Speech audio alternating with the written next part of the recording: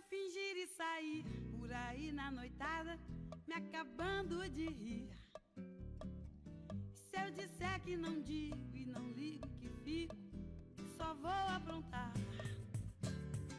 É que eu sango direitinho, assim bem miudinho, cê não sabe acompanhar.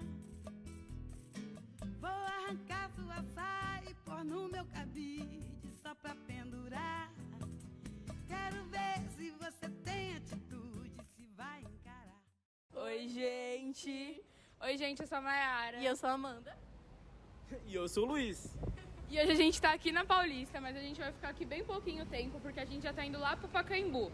Só que hoje a gente não tá indo lá pra ver jogo. Hoje a gente vai lá no templo Hare Krishna da RISCOM fazer uma entrevista pra saber um pouquinho mais da religião, conhecer e respeitar, né, minha gente? Vamos com a gente? Após chegarmos no templo, fomos muito bem recebidos e surpreendidos com o que seria equivalente à Santa Ceia do cristianismo, sabe? Assim pra sair. E aí um pouquinho de molhadinha fica na mão.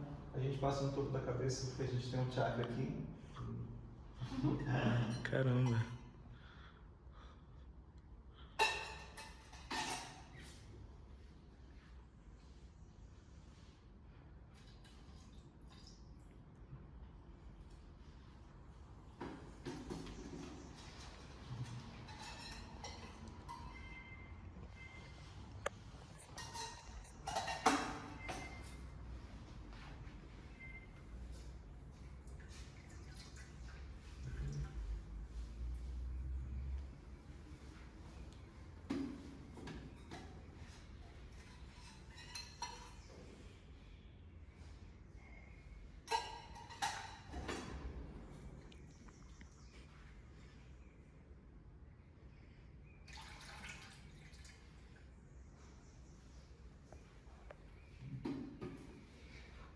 Legal, muito obrigada. Tudo é de Deus, obviamente, Ele é dono de tudo.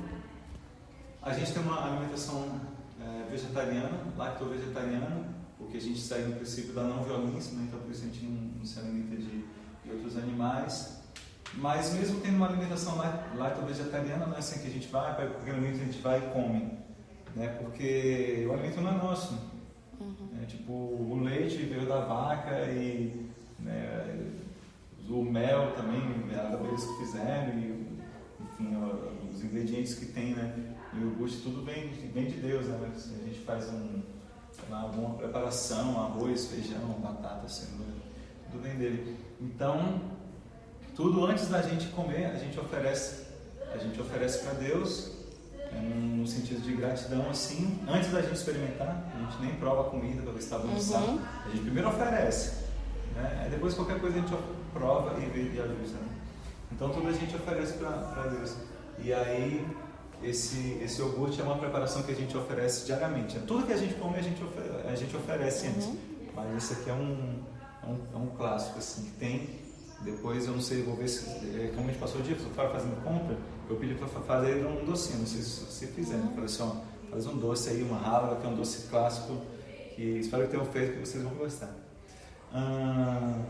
Vocês querem começar com as perguntas? Porque eu não vou direcionando o tour. Pode começar. Pelas perguntas. Ou... Pode começar, Amanda.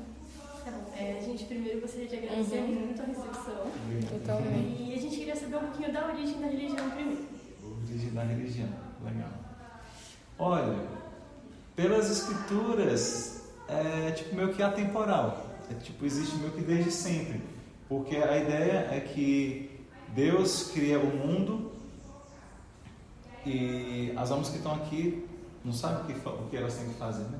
Então, assim como esse computador tem um manual de instruções, a televisão tem um manual, a caixa de som tem um manual, os celulares tem um manual. Então, você não faz assim, ó, se vira agora como é que você vai usar esse celular. Né? Talvez hoje em dia tenha o manual seja online, mas enfim.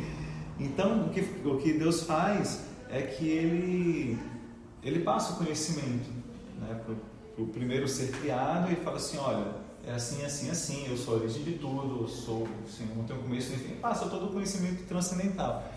E daí depois ele fala assim, agora você passa isso adiante.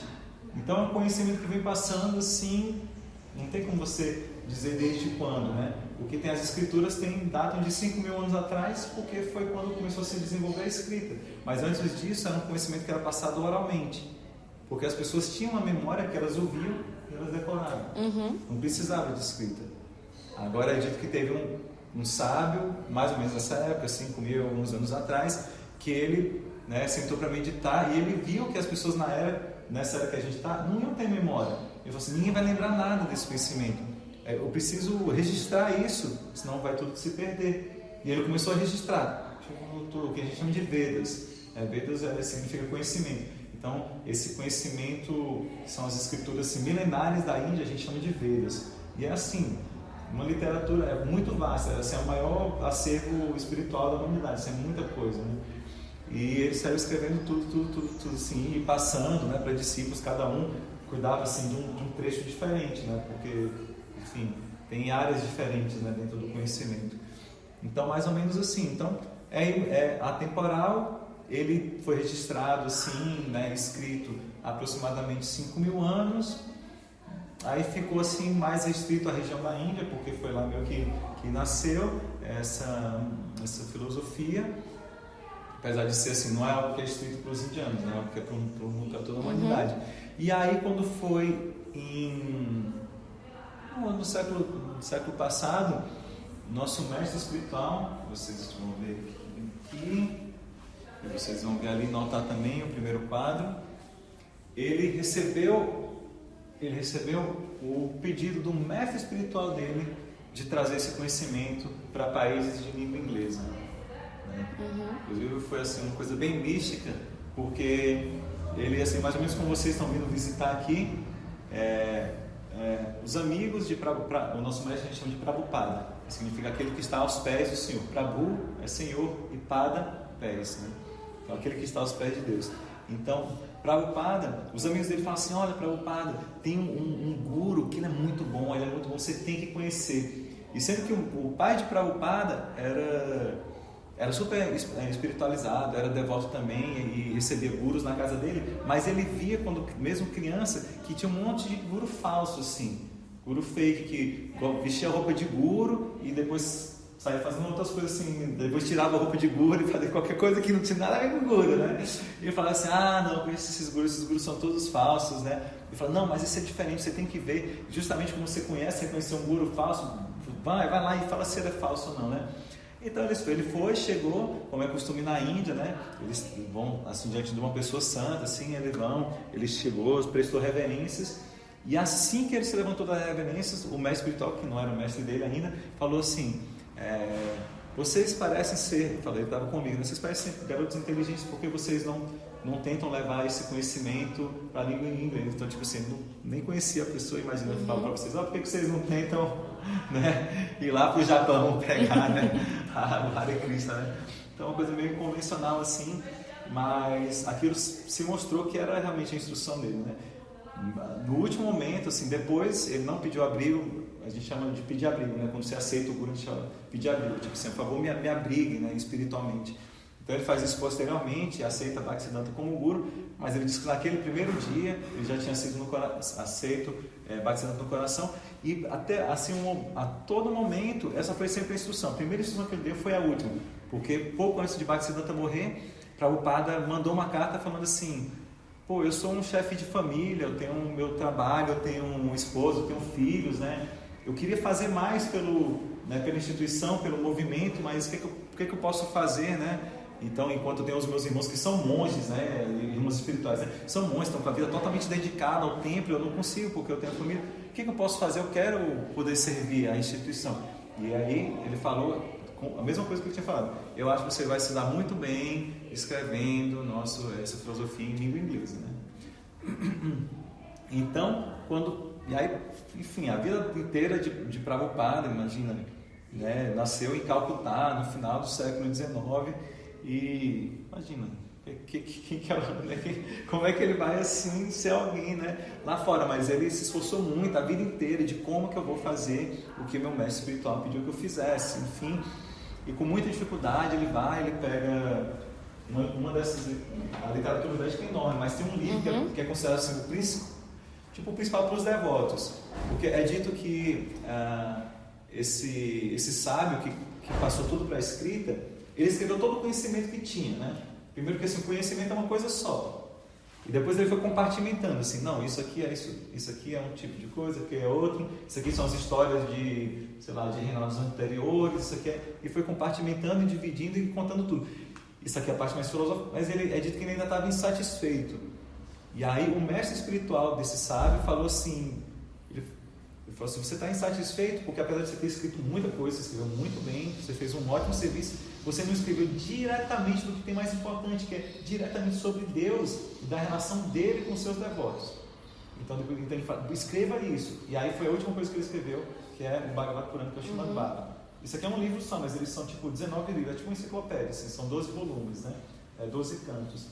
Então, Prabhupada, ele traduziu esse primeiro canto com muita dificuldade, pedindo doação para poder imprimir e tal, ralando pra caramba, e depois tenta arranjar uma passagem para vir para os Estados Unidos, super difícil, e aí consegue vir de carona num navio de carga. Isso ele já tinha 70 anos de idade, não conhecia ninguém nos Estados Unidos, não tinha nenhum tostão furado, mas ele tinha fé em fazer aquilo que o mestre espiritual queria para ele fazer, né?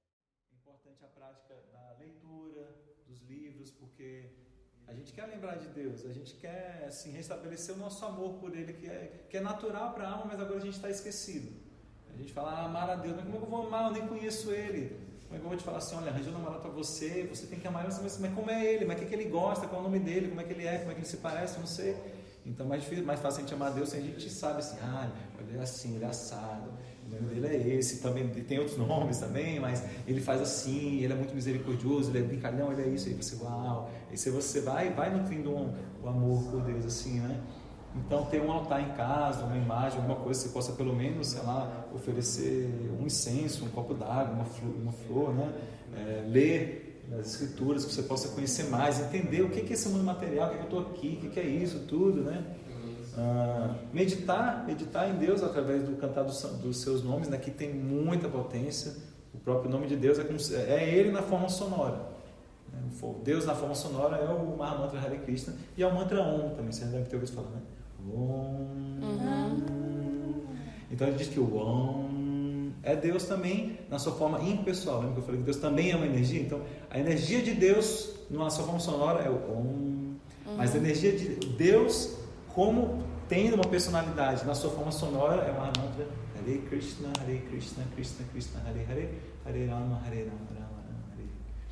Então as pessoas que fazem em casa têm essas práticas também. Tem um altar ou uma imagem, canta, medita, lê as escrituras, faz uma comida e oferece para Deus. Assim, então essa é a nossa liturgia, vamos dizer assim, né? Mais ou menos. É muita coisa, né? A outra coisa que eu falei assim, né? A gente acredita que a gente não é esse corpo, isso é uma coisa bem básica assim pra gente, porque a gente já teve, mesmo nessa vida a gente já teve vários corpos, né? Acredito que ninguém nasceu com esse corpo que tem. A gente teve um corpo de um bebê, depois um corpo de uma criança, um corpo de um adolescente, um corpo de um adulto, se tudo der certo, um corpo de um velho, né? Então, numa mesma vida, vários corpos. Cada 7 anos a gente tem um corpo totalmente diferente. Então, nada mais natural que depois que não é possível mais estar nesse corpo, essa mesma alma que passa por esses vários corpos nessa vida, vai passar para um outro corpo. A gente não tem a menor assim, dificuldade de compreender isso, né? E é isso. Então, a alma ela é eterna, assim, para trás e para frente. Não teve um momento em que Deus criou a alma assim, porque a gente é parte dele, né? Tipo, o meu nariz tem a mesma idade que eu, porque é parte minha mão tem a mesma idade que eu, é parte minha. Não teve um momento que meu corpo criou a mão. Bem, talvez na formação sim, né? Mas Deus não tem isso, né? Ele é eterno. Então a gente é uma parte eterna de Deus, então a gente é eternamente assim, né? Mas o que acontece como eu falei, assim, tem um mundo material, mas tem um mundo espiritual. Por que a gente está sofrendo aqui? Porque não é o nosso lugar aqui. É como um peixe que está fora d'água. Um peixe fora d'água, você pode dar comida para ele lá, de peixe não vai querer saber. Você pode dar uma peixinha para ele, não está querendo saber disso. Ele quer voltar para a água, porque é o lugar dele. A gente, como alma, não é o nosso lugar aqui. Por isso que a gente precisa desse corpo. Esse corpo é uma roupa para a gente estar aqui. Do mesmo jeito que o escafandro é uma roupa para você entrar dentro d'água. Ninguém quer viver a vida inteira num escafandro. Você não vai ficar feliz, você vai ficar em depressão. Você ficar lá muito tempo lá no escafandro. E aí a alma também aqui, ela não fica feliz, porque ela quer voltar para o mundo espiritual, ficar lá curtindo com Deus e com as outras almas que estão lá, que são puras, né? Mas o que acontece é o quê? Como existe o livre-arbítrio, em algum momento a gente quis saber assim, porque no mundo espiritual não existe egoísmo, né? Tudo assim, é o serviço, assim, todos servem uns aos outros. Tem até aquela frase que fala assim, que não vive para servir, não serve para viver, né? Então é assim, a gente está aqui para servir. No mundo espiritual é assim, todos servem uns aos outros e em última análise todos estão servindo Deus, porque todos são parte de Deus. Então se em algum momento a gente pensa assim, mas por que tudo tem que girar em torno de Deus? Será que não pode girar tudo em torno de mim e tudo acontecer para que seja do jeito que eu quero e tudo mais? Aí não dá, se tiver esse pensamento, aí você tem que vir para o mundo material, porque não pode ter egoísmo no mundo espiritual. Aí no momento que você pensa isso, aí a sua alma vem aqui para o mundo material e a gente está aqui sei lá quantas vidas, até que a gente desperte de volta assim, esse sentimento de entender que Deus é a fonte de tudo, que eu sou uma parte dele, que todos são uma partícula de Deus e que eu estou aqui para servir Deus através de servir os seus filhos, servir os animais, servir a natureza, servir tudo, porque tudo é uma expansão dele, né?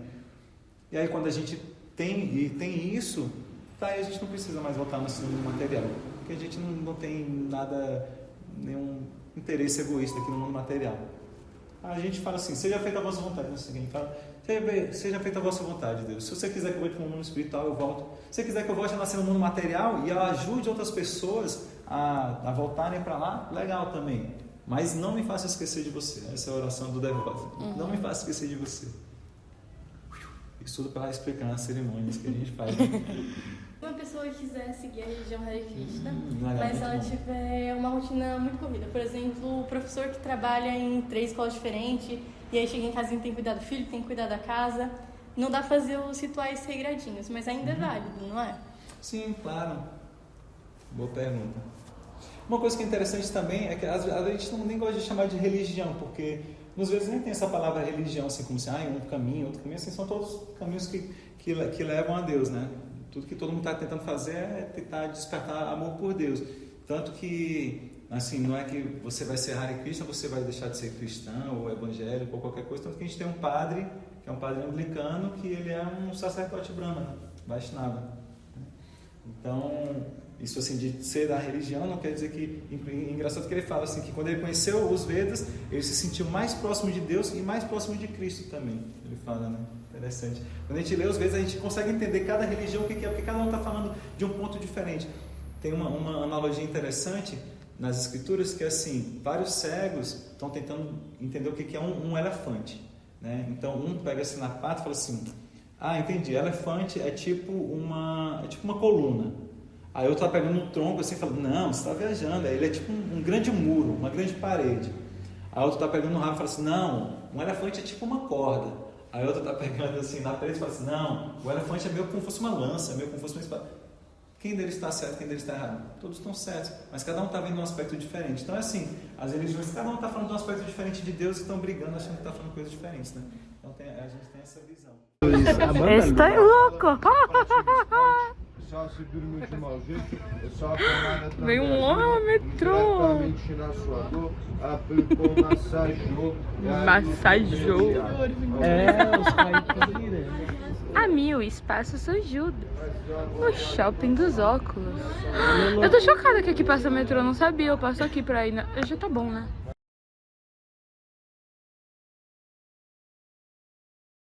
Oi gente, tudo bem? Hoje a gente tá aqui na Rua Maria Carlota, pertinho da escola, e a gente tá visitando o Centro Islâmico da Penha. Eu sou a Mayara, eu tô aqui com o Sheik Rodrigo. Muito obrigada por aceitar participar, é muito importante pra gente, pra nossa escola.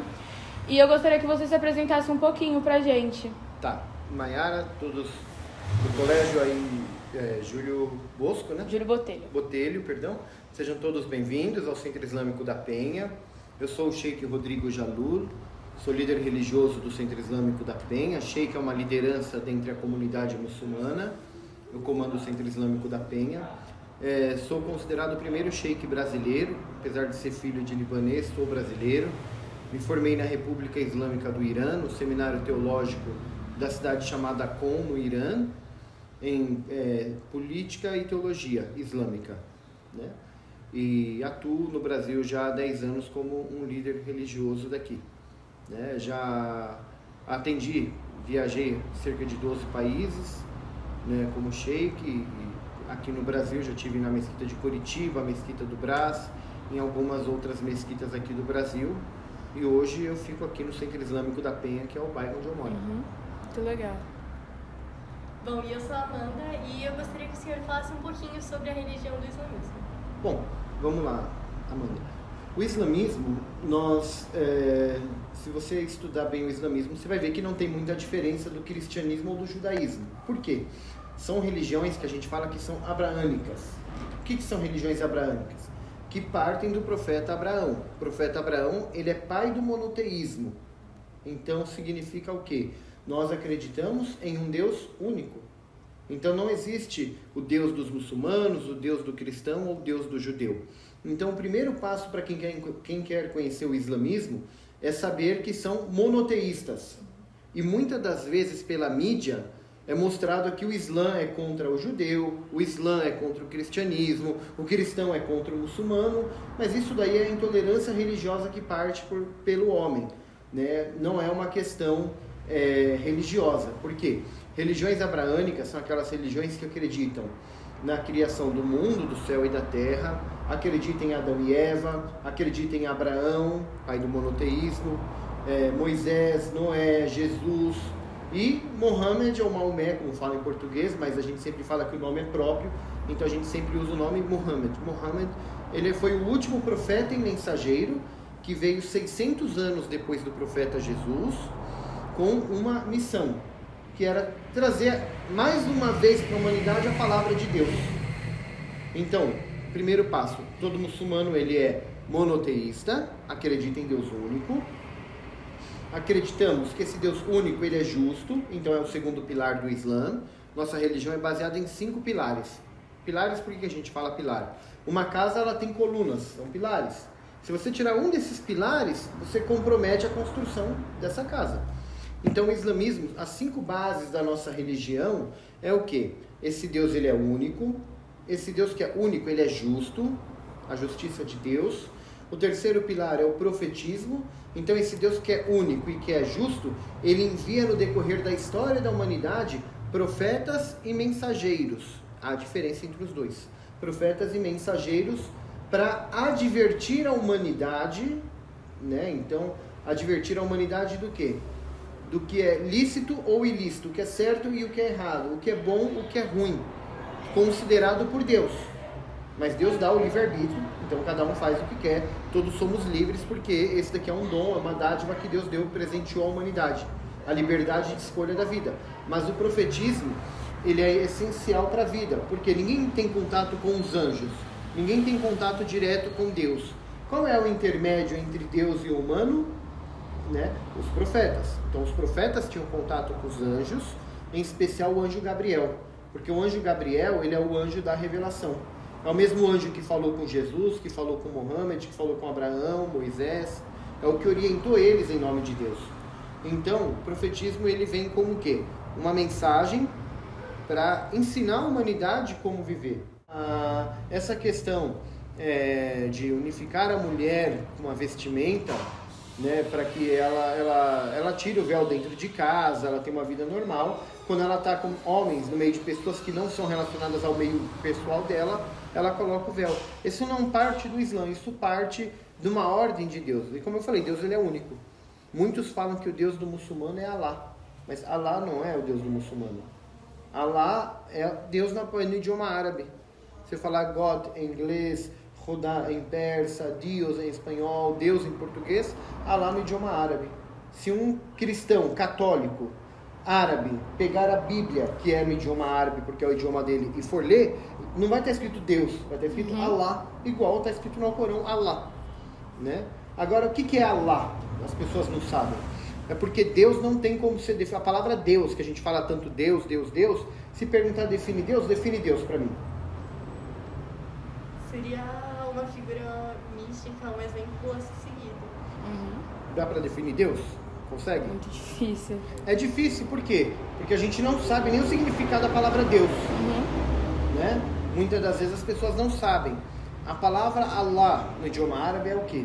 É Deus, é o quê? Ele não é reconhecido através de uma única palavra. Deus ele é o motivo de todos os motivos, porque a criação de tudo começa a partir dele, ele é o motivo de tudo. Ó, acaba, é aquele cubo que o pessoal está lá, rodando em Meca.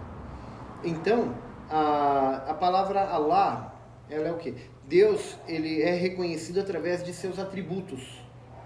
Se falar defina Deus, não tem como definir Deus. Porque Deus é clemente, Deus é misericordioso, Deus é aquele que perdoa, Deus é justo, Deus é amor, Deus é clemente, né? Deus é aquele que ajuda sem ser solicitado. Então, a gente reconhece a Deus através de seus atributos. No Islã, a gente fala que Deus tem 99 atributos. Então, se você pôr no Google 99 atributos de Deus no Islã, você vai encontrar, tem até em português. Tem 99 atributos que estão aqui nessa parede aqui, que está pintado aqui, está escrito Allah atrás de mim, e aqui cada quadradinho ele está um atributo de Deus. Tem 99 quadradinhos aqui, tem 99 atributos de Deus aqui. Então, a palavra Allah, ela é a junção dos 99 atributos no idioma árabe. O idioma árabe tem muito sentido. Em português a gente fala Deus e fica como Deus, mas a gente não sabe definir.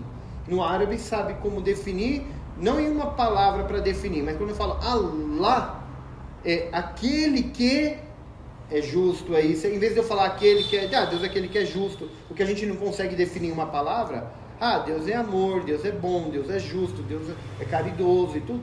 A palavra Allah é a compressão desses 99 atributos. A gente fala Allah, que é aquele que, eu estou resumindo os 99 atributos nisso.